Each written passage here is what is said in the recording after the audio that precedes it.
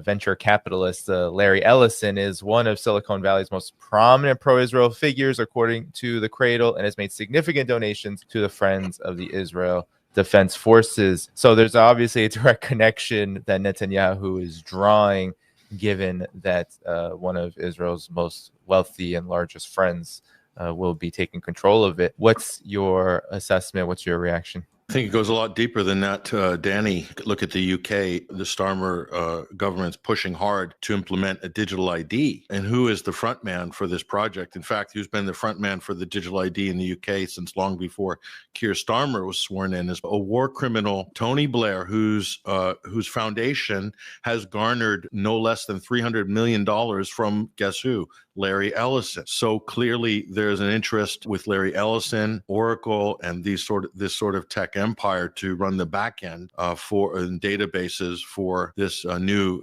digital ID program, which basically will be ubiquitous across all systems, a centralized node for every sort of citizen. This will be gateways for everything: internet access, social media, banking, right to work, and etc. So clearly this is a technocratic end run around basic rights and right to privacy and so forth, and it can be hugely politicized.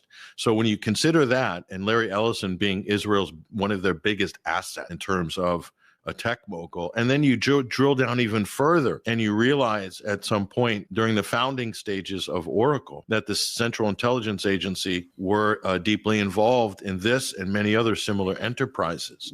But we have venture capital firms like In-Q-Tel that are routinely involved in providing the seed funding and seeding the board initially of some of these corporations. There's a joke in Brazil, Danny, I don't know if you heard it, but some Brazilians will laugh and say, we don't decide our elections, Oracle decides our elections. So in terms of manufacturing consent or election outcomes, certainly you've got a prime minister in Britain that is absolutely will go to the wall for Israel no matter what they do. And right across Europe, you have all these leaders that are clinging to a mandate with high 20%, low 30%, stitched together with flimsy coalitions. So there's no way they can represent what the public majority want or believe or feel. The same thing in the United States. And when it comes to supporting Israel, you could end up in the next 10 years having governments that support Israel still, but people that are just totally against it. And I think you're already seeing that now. So this gulf increases between where the public are and where the elite bureaucracy are and where the big